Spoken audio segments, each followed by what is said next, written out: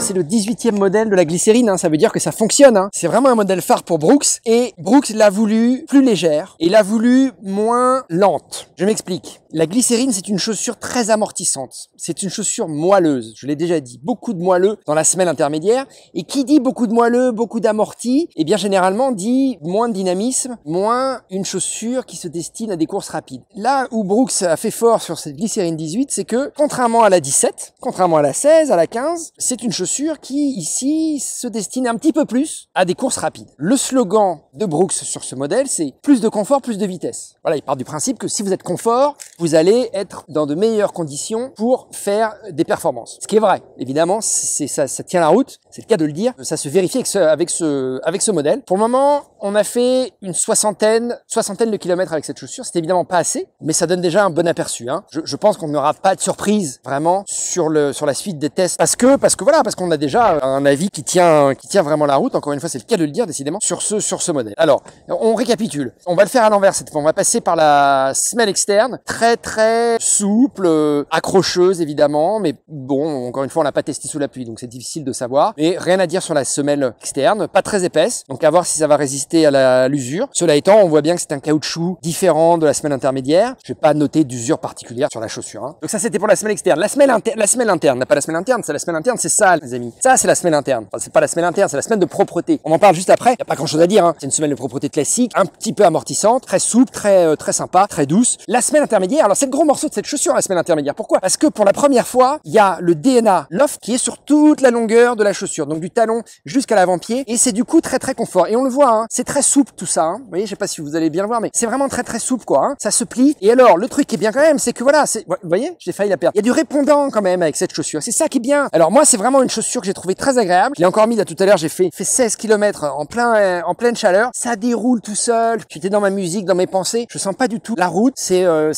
vraiment de la douceur extrême quoi. Hein. Voilà, ça tape pas. C'est amortissant. C'est doux. C'est moelleux. C'est vraiment une chaussure plaisir. C'est une chaussure pour se faire plaisir, pour les longues distances, pour les courtes distances, pour un petit peu tous les profils à mon avis. Et même les poids légers, c'est tellement mou que les poids légers, vous allez vous y enfoncer sans aucun souci. Hein. Voilà, les poids très lourds, c'est peut-être pas la chaussure qu'il vous faut chez Brooks, mais globalement, c'est quand même une chaussure qui, à mon avis, pourra accompagner à peu près tous les profils sur un peu toutes les distances. C'est une chaussure coureur universelle. Il n'y a pas de renfort pour lutter contre l'hyperpronation. Encore une fois, vous allez chez votre podologue du sport, il vous fait une semelle de propreté différente. On y revient. Vous enlevez celle-là, vous mettez votre nouvelle semelle de propreté, et c'est comme ça qu'on lutte aussi efficacement contre l'hyperpronation. Que dire de plus sur cette semelle? Eh bien non, vraiment, je pense que j'ai tout dit. Ce DNA Loft, il est pour moi hyper efficace, hyper sympa, hyper agréable, hyper abordable. Vous prenez aucun risque en achetant cette chaussure. La tige, alors la tige, et vous vous souvenez, j'avais fait un petit accro ici, et j'avais dit, est-ce que c'est les chiens? J'ai pas l'impression que ce soit les chiens parce qu'ils ont pas recommencé, j'ai pourtant laissé les chaussures au même endroit dans le couloir. Donc est-ce que c'est un petit défaut de fabrication? Est-ce que j'ai ripé sur une pierre? Est-ce que j'ai ripé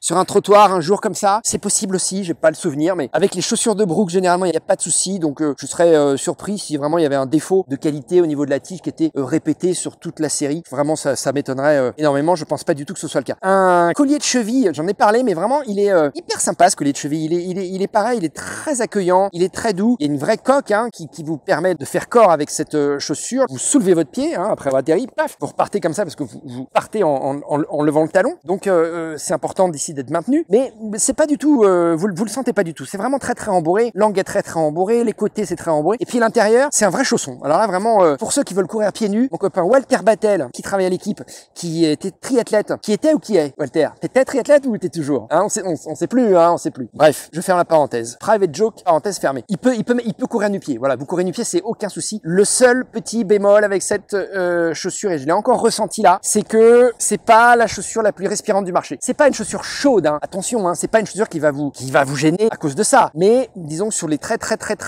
grosses chaleurs, pour ceux qui ont les pieds sensibles, je vais mettre ça comme ça, pour ceux qui ont les pieds sensibles, vous pouvez partir peut-être sur un autre modèle de chez Brooks, une Ghost par exemple, ou une chaussure encore un petit peu plus light. Voilà, c'est pas gênant, mais c'est pas la chaussure la plus respirante, disons ça comme ça. Mais c'est pas gênant. Pour conclure, sur l'ensemble, c'est une chaussure plaisir. C'est une chaussure, je me suis pris tout à l'heure à fantasmer sur un de mes prochains défis de course sur route hyper long, c'est de faire la Badwater. La Badwater est annulée, elle devait avoir lieu normalement cette semaine, et aussi aux États-Unis dans la vallée de la mort, vous savez, la Badwater c'est 135 miles, donc c'est 200 217 km, 220 km, un truc comme ça. Dans la vallée de la mort, c'est sur du bitume, c'est un truc de fou furieux, il fait 50 degrés. C'est une des courses à pied les plus dures du monde avec le Spartathlon. Le Spartathlon, c'est un petit peu plus difficile quand même. Les barrières horaires du Spartathlon sont très difficiles, mais la Badwater, ce qui est dur, c'est la chaleur. Et je me suis pris à rêver de faire la Badwater. Je vais faire un post là-dessus parce que je me laisse 1 an pour la faire. Je me suis décidé, je me suis engagé à la faire. Et c'est cette chaussure de Brooks qui m'a donné envie de faire la Badwater. Et alors c'est un peu contradictoire avec ce que je viens de dire, c'est-à-dire que la Badwater, il fait très très chaud, donc je mettrai certainement pas la glycérine. Cela étant, c'est une chaussure tellement agréable que je me suis pris à rêver à faire des très longues distances parce que je sentais plus la chaussure, parce que mon pied était à la fois parfaitement maintenu dans le confort. J'étais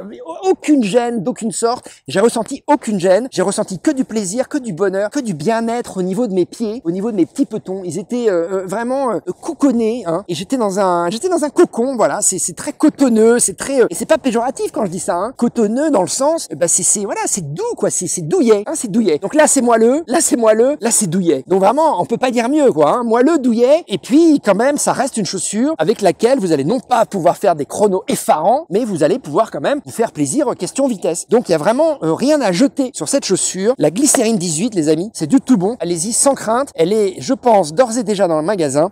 Et ben il faut y aller quoi. Voilà. Allez, c'était la Glycérine 18. Ça suffit. J'ai dit assez de trucs positifs sur cette chaussure. Pour moi, c'est que du bonheur cette Glycérine 18. Allez, salut. Salut.